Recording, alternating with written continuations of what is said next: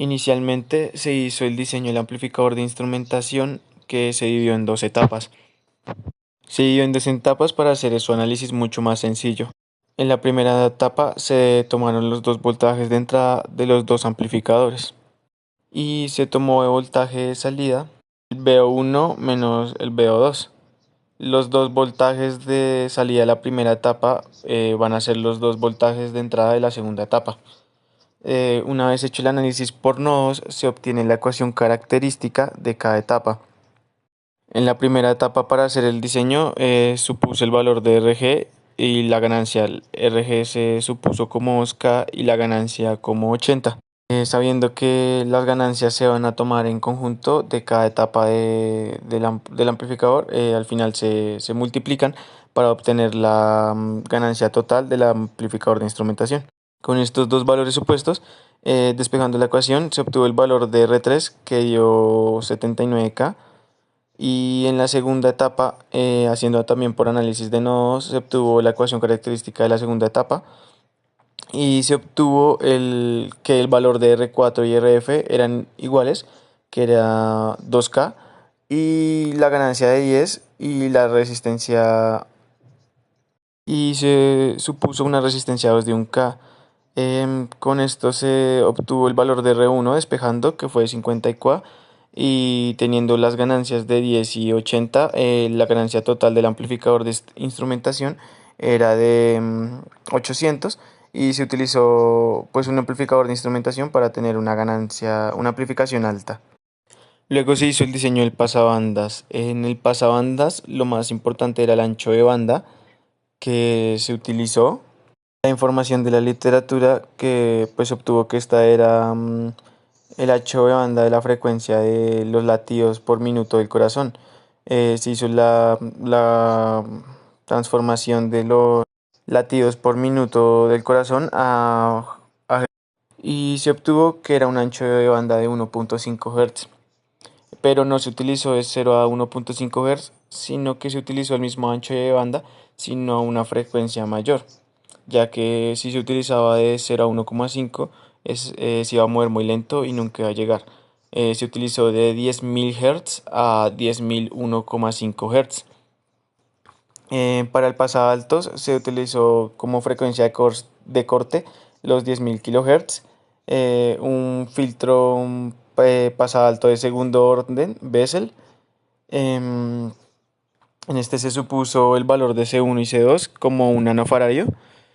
Ya teniendo la ecuación característica del pasabaltos de segundo orden de la literatura, se igualó el denominador pues con los valores que da la literatura para los filtros pasabaltos de segundo orden.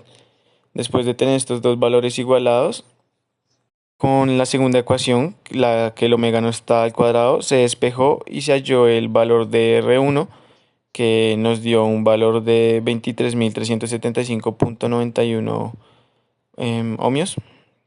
Con el omega, utilizando el omega encontrado con el valor de frecuencia 10K, con la capacitancia del valor que se supuso y con el A1 sub 1 y el A sub 1 que es de la literatura de los Bessel. Ya conociendo el valor de R1, ese valor se utilizó para hallar el valor de R2 con la primera ecuación igualada, que es el de el omega c al cuadrado. Se obtuvo el valor de R2 y se obtuvo el diseño del pasaaltos de segundo orden tipo Bessel. Luego, para el diseño del pasabajos de segundo orden Bessel se utilizó de frecuencia de corte los 10.001,5 Hz y se supuso el valor de C1 de como un nanofaradio y el valor de R1 como 2K.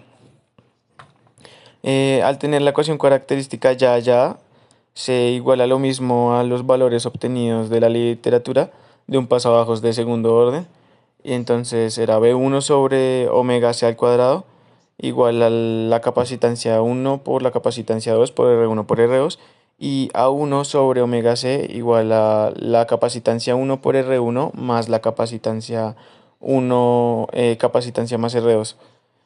Con estas ecuaciones, con la de omega c se despejó para hallar R2 con la frecuencia de corte utilizada con el valor de la literatura de los Bessel, se halló el valor de de la resistencia número 2.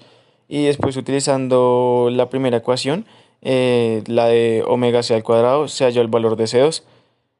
em, y eso nos dio el valor de la segunda capacitancia, que fue 3,97 nanofaradios. Bueno, en cuanto al diseño, pues podemos ver que se tienen dos señales de entrada. En este caso sería la señal cardíaca y la señal de ruido.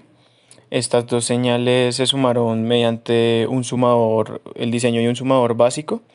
Luego de tener estas dos señales sumadas, pasaron al amplificador de instrumentación anteriormente mostrado su diseño, y luego de pasar por el amplificador de instrumentación, pasaron por el pasaaltos y el pasabajos, y después de pasar por el pasaaltos y pasabajos, la señal de salida se mostró en un osciloscopio, y esta señal de salida se comparó con la señal de los latidos del corazón, eh, y pues se obtuvieron los resultados de que era bastante similar. Lo único que no se pudo diseñar fue la parte del buzzer. Y eso sería totalmente el diseño del último laboratorio de electrónica.